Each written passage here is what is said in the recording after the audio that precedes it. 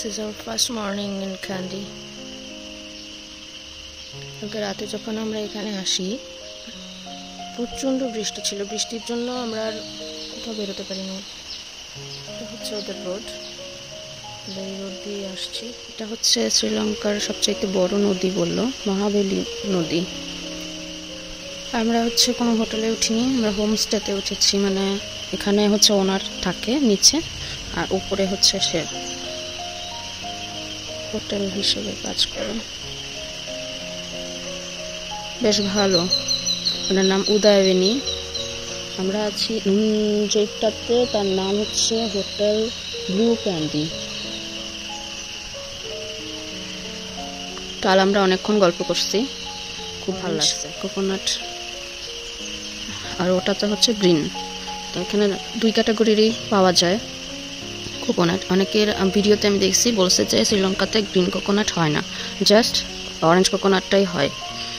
But কালকে আমি যখন ড্রাইভারের সাথে কথা বললাম, উনি বললো যে না, এখানে গ্রিনও হয়, অ্যান্ড গ্রিনটাকে ওরা হচ্ছে খায় না, গ্রিনটাকে ওরা পাকায়। আমরা যেটাকে একদম পাকা নারিকেল করে তারপরে ওটার থেকে দুধ বের করি বা হচ্ছে তেল বের করি, রান্নাতে দেই, তো ওইটা হচ্ছে ওরা ওই জন্য রেখে দেয়।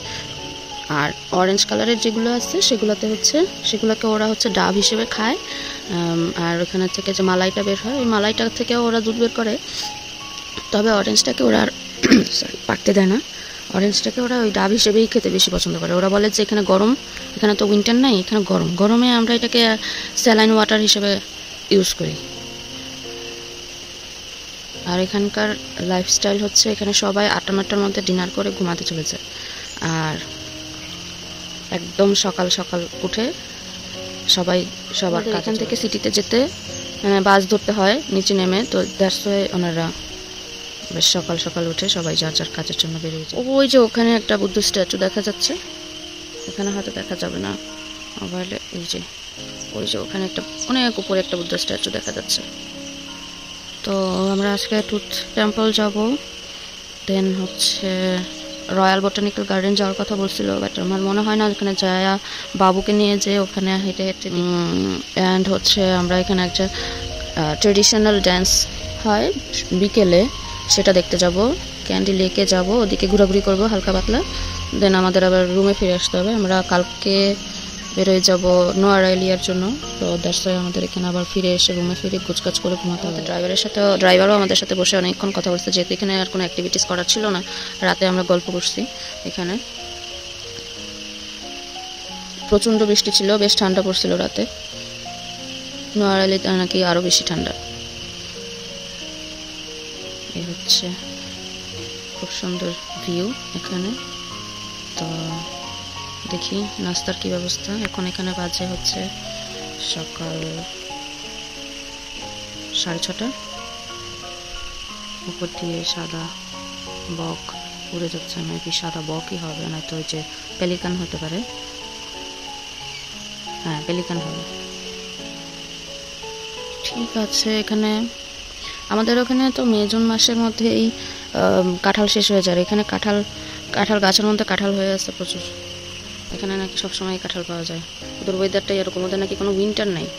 এই যে এখানে কাঁঠাল, এবং ওদের কাঁঠাল, আমাদের কাঁঠালগুলো এবড়ো থেবড়ো হয়, এক এক সাইজের হয়, বাট এখানে কাঁঠাল একদম গোল ফ্রেশ কালার, কোনো এবড়ো থেবড়ো তো নাই, কোনো আদার্স কোনো কালার নেই, একদম ফ্রেশ ইয়েলো কালার। এখান দিয়ে হচ্ছে শহরের যত কালকে বৃষ্টির পানি ছিল সব এখানে নদীতে নেমে যাচ্ছে।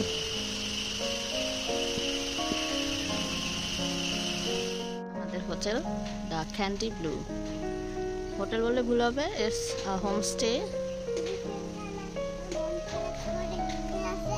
মন খারাপ করে আছে কেন? না,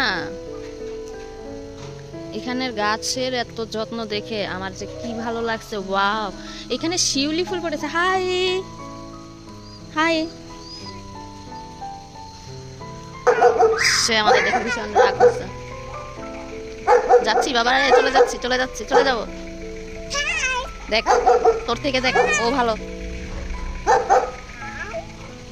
এখানে অনেক শিউলি ফুল পড়ে ভরে আছে, কি সুন্দর লাগতেছে। এই যে এটার জন্য যেতে পারছি না।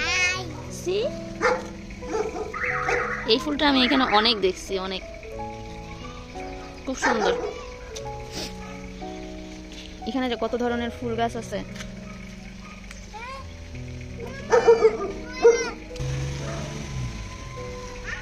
এই ফুলগুলা আমাদের দেশের সোনালু ফুলের মতো, কিন্তু সোনালু আরেকটু অন্যরকম, কিন্তু অনেকটাই সোনালুর মতো। এখানে অনেক দেখছি এই গাছ, খুব সুন্দর। ও ওখানে আবার পার্পল কালারের আরেকটা আছে ফ্লাওয়ার, এটা মেবি ফক্সটেইল অর্কিড। এই যে কি সুন্দর এটা, খুব সুন্দরভাবে ওরা সাজায় রাখে এই গাছগুলোকে। প্রতিটা বাড়িতে গাছ। এগুলো পাহাড়ের উপরে উপরে সব ঘরগুলা।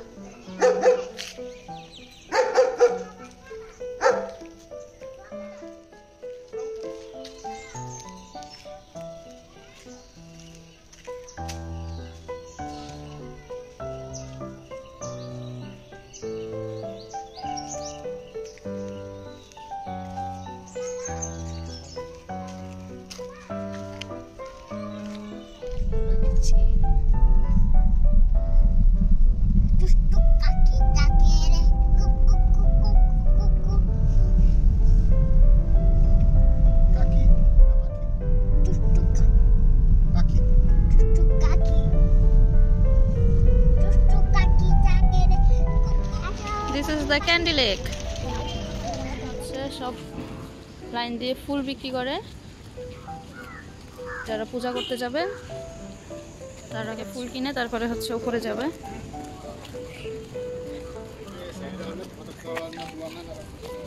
অলরেডি আবার বৃষ্টি পড়া শুরু হয়ে গেছে।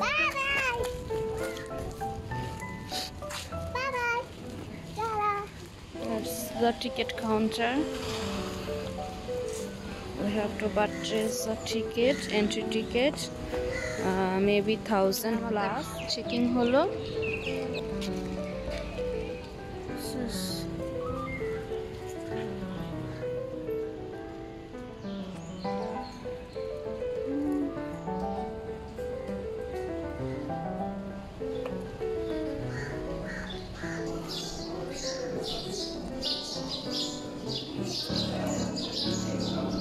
The Tooth Relic Temple, যেখানে ভগবান বুদ্ধের দাঁত সংরক্ষিত আছে। It is located in the Royal Palace complex of the former Kingdom of Kandy.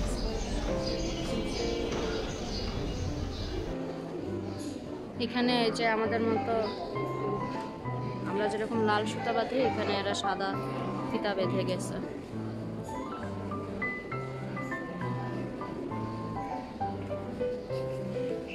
সবাই ফুল নিয়ে উপরে উঠতেছে। এটা পুরোটাই হচ্ছে কাঠের। Since ancient times, the relic has played an important role in local politics because it is believed that whoever holds the relic holds the governance of the country. Gautam বুদ্ধের দাঁত এনে এই মন্দিরে স্থাপন করেছিলেন রাজকন্যা হেমা মালিনী ও তার স্বামী যুবরাজ দন্ত। এখানে একটি বিল্ডিংয়ের পুরো 2 তলা জুড়ে রয়েছে বিভিন্ন পুরাতন ঐতিহ্যের নিদর্শন। ভেতরে ছবি তোলা ও ভিডিও সম্পূর্ণ নিষেধ। এখানে প্রাচীন পুঁথি থেকে শুরু করে বিভিন্ন দেশের রাজাদের প্রাপ্ত উপহার, রাজা রানীদের পরিহিত পোশাক, গহনা সহ যুদ্ধের নানান সামগ্রী সুসজ্জিত ছিল। অনেক সুন্দর লাগতেছে।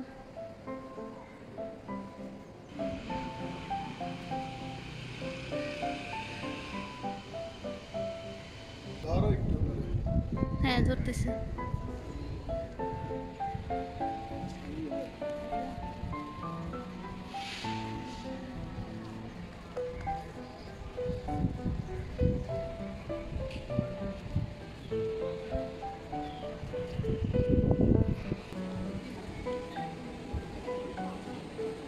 এটা খুব ভালো সিস্টেম। এটার ভিতরে যে যারা প্রদীপ জ্বালাবে যাতে বাতাসে বৃষ্টিতে নিভে না যায়।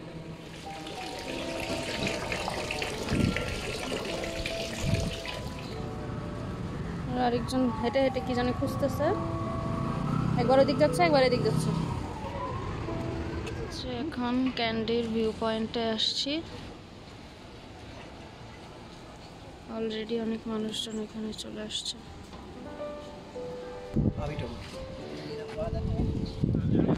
ক্যান্ডি লেক এন্ড ওই যে ওই টেম্পলটাতে আমরা তখন ছিলাম।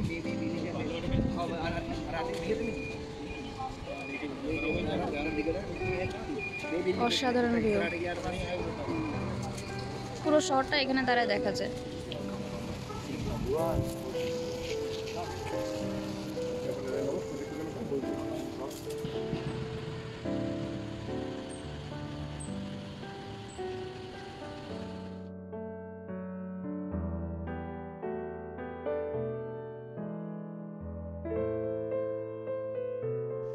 ক্যান্ডি ভিউ পয়েন্ট থেকে আমরা চলে যাই ডিরেক্ট জেমস ফ্যাক্টরিতে। এখানে অনেক জায়গাতেই জেমস ফ্যাক্টরি আছে।